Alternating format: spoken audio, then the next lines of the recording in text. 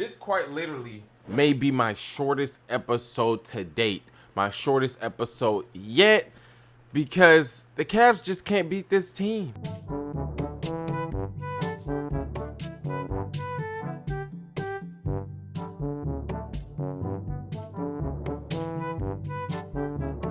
I'm not even a stat guy.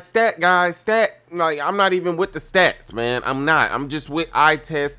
But sometimes you need the stats to back up what you saying. And I'm finna pull up. I just got one question, that, man. Like, I gotta make sure. Did my eyes deceive me? Hold on, y'all. As I'm doing this, hit that like button. Hit the like button as y'all come up in here. I'm gonna start premiering these videos, so hit the like button as y'all come in here. But if you're watching this, whenever, like, just as a regular video, hit the like button as well. Hold on, man. Hold on. Where we at? Hit the like button, y'all. Max Strus, 4 of 12, 31 minutes, and I think 2 of those threes was when the game was out of hand. So -3. Oh, he hit an and 1 3. So -7 points for Max Strus. What did you do? Sam Merrill, 25 minutes, 23 minutes, 2 for 5, 6 points, 4 fouls. What did you do? Dean Wade, 16 minutes, 0 for 1, only shot the ball once. What did you do? Are you not stopping Brunson? Because what did Brunson do? I know he had an efficient 30 ball, 10 of 19, 30 ball, only 4 turnovers with 6 assists.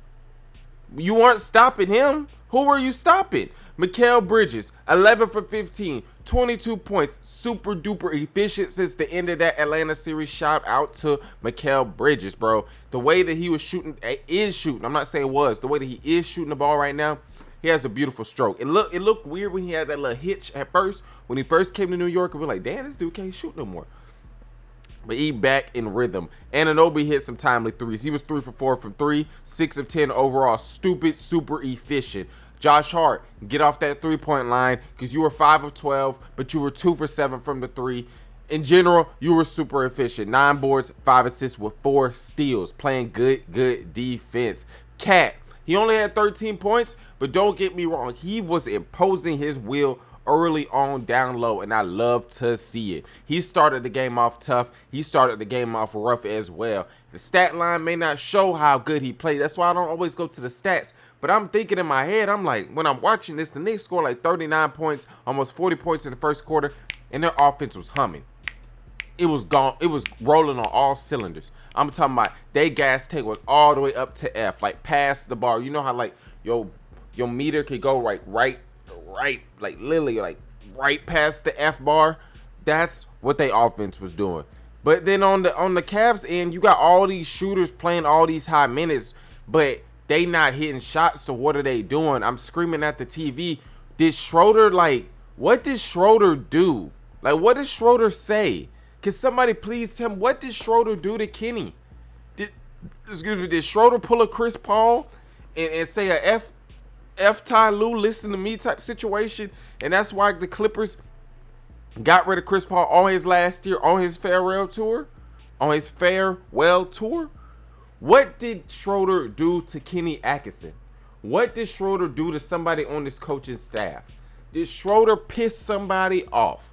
There's no way that anybody could explain to me. No matter if you in the NBA, you in the college, you on the street, you whatever, any level of basketball can explain to me why Schroeder only got 9 minutes of playtime. Schroeder only got 5 minutes of PT, and you got freaking Max Strus trying to check him. But then on the other end, he missing every shot.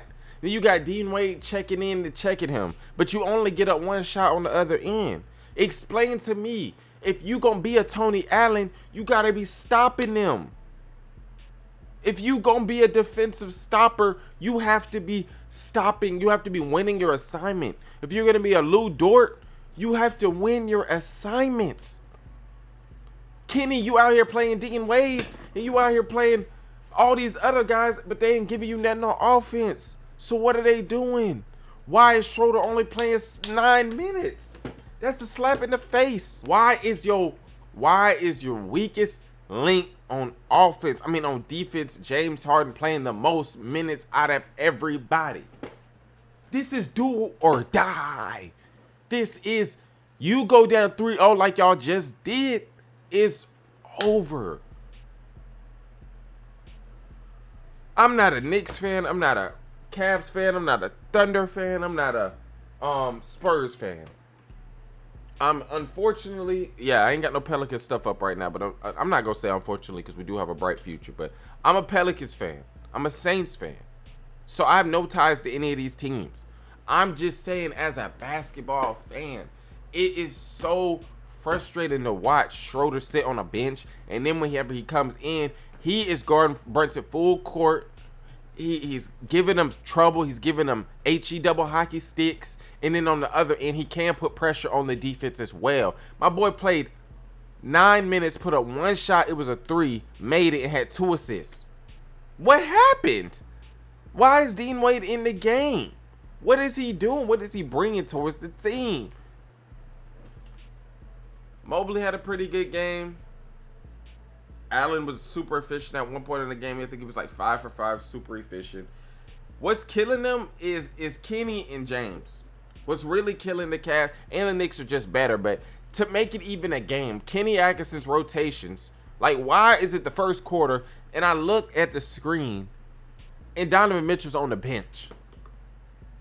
Why the offense isn't going to fall off a cliff that bad with James Harden and everybody else in, but the defense will. They're going to get 39 put on their head. Top it will. Yes, you can go on some offensive runs, but you know how many times I've seen James Harden Olay? I'm talking about.